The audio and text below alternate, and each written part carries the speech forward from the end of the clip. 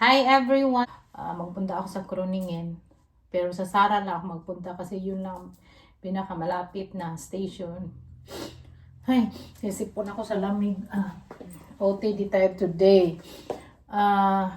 Ibili ko yung natira na money sa coupon na binigay ni sa akin kaya ma-expire na pala. At magbili ako ng medium na damit kay grabe yung mga pantalon ko at mga skirt ko ito. Nasisikipan na ako noon. Grabe, sobra kaluwag nito. Tapos, parang mahusos na siya sa luwag ba. Pero ngayon, kasya ko pa naman. Pero ayaw ko yung masikip. Gusto kong maluwag. So, magbili ako. Ibili ko yung natira na medium siguro. Or, basta yung hindi masikip. Bili ka yun.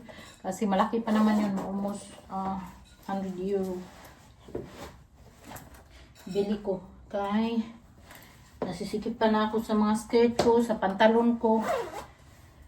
Ito na damit, nakikita nyo lagi ko tong suot na pang malamig kay sobrang loose tapos maluwag. So ito yung pinir ko kay syempre nag-gain man tayo ng weight, ang hirap magpapayat. Hindi ko na yung isipin na ang pagpapayat, magbili na ako ng medium na damit.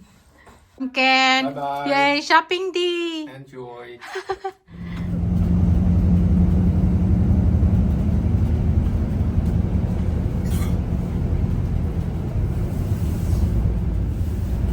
Dito na ako sa station, nagbus lang ako. Magbus din ako papuntang sa city. Nandiyan na yung train. Ay din ako gusto kong magsabaw. Magkain ako ng ramen kay naghanap talaga yung tiyan ko ng sabaw. Wala ako.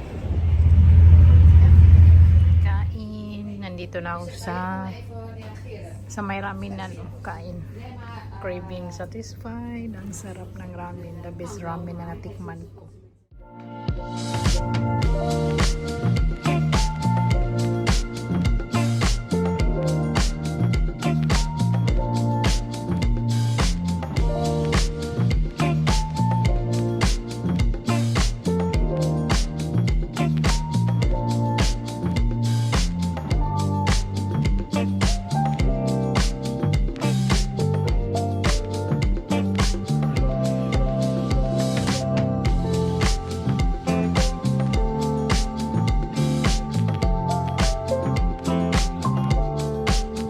So, yung kinainan ko malapit lang sa Sara.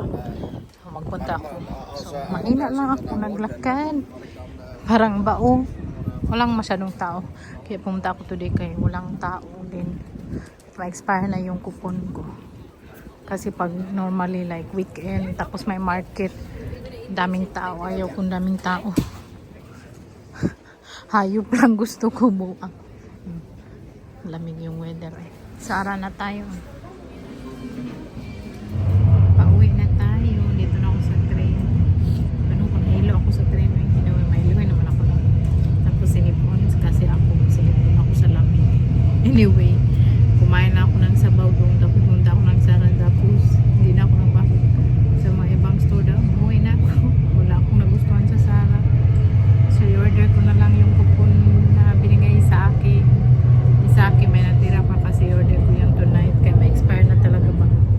Akala ko may maganda doon sa Sara kasi matagal ako hindi nakapunta, wala man. So yung size ko talaga size 38 na medium. Ay Diyos ko, prabuyag lang tao. So nag-gain talaga ako ng weight, no, prabuyag lang kasi wala naman akong ginagawa doon sa Cebu. Tapos pagkatapos kumain, upo lang, relax kasi may nag-alaga sa akin, no, diba? Tapos bago pa tayong opera.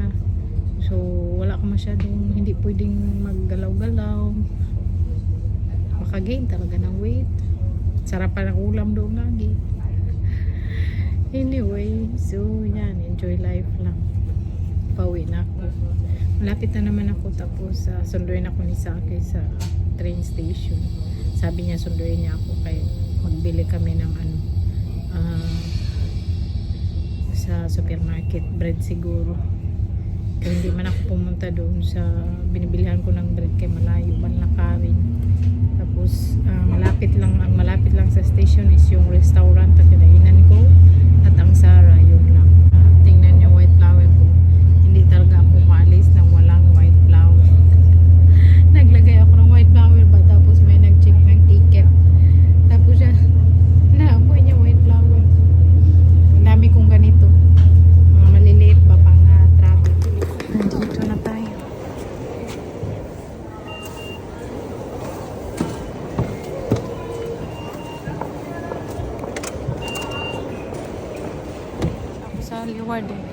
Sino may atong kaloy? Asa naman siya sa akin? Patugnaw ba? Dito sa labas. Napay pa music ko. Pumpkin! Go, no? Yeah, sure. Dito kami sa supermarket. Bili ako ng avocado. Tingnan niyo avocado nila. Very pretty. Very pretty, no? Yeah. The avocado pretty. How many you want to buy? Two. Two big, because two for 250, oh. Two, 250. yeah. Dalawa, 2 euro 50. Self-scan, mabuti kay wala nang kailangan maghawak na ibang binili mo. Ikaw na lang mag-self-scan. Hindi na, pumpkin. Yeah. Struggling. Oh, good. Yeah, you can Tayo! Si Saki, bumili siya ng cookies. 35% na siya. May discount. Kay bukas, magtrabaho siya sa opisina na naman.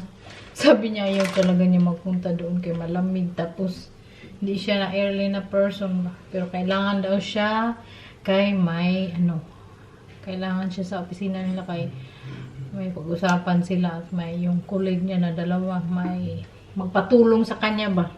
Si Saki kasi, ang trabaho niya, may tatanong ba, anong trabaho ni Saki? Ano kaya si Saki no siya, magtulong siya,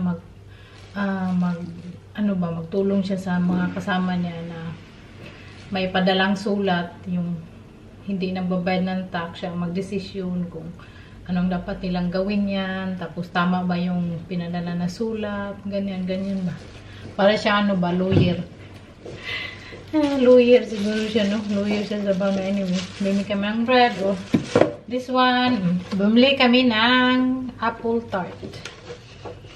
Sabi ni Saki, tikman daw namin to kay bago to doon sa supermarket. So, tikman namin. Ano to siya? 7.59 euro. Pero kung magbili kayo ito sa bakery, I think this one costs 15 euro. Half a price. Pero, syempre, bakery, mas masarap talaga kaysa supermarket. Pero ito, gusto sa niya i-try. At nagbili kami ng Browman, panglagay sa yogurt. Pwede nagkain ng ganyan. Avocado. I miss avocado talaga. Na-miss ko yung avocado dito. Kay, yung avocado dito ba? Kay very pretty siya. Tapos, ganun din ka-pretty yung loob niya. Kasi yung mostly yung avocado sa atin ba? Kay, yung loob niya parang lata na. Nagbili ako last time. Puro daot talaga yung nabili ko. Kaya hindi na ako nagbili. Natagam ako.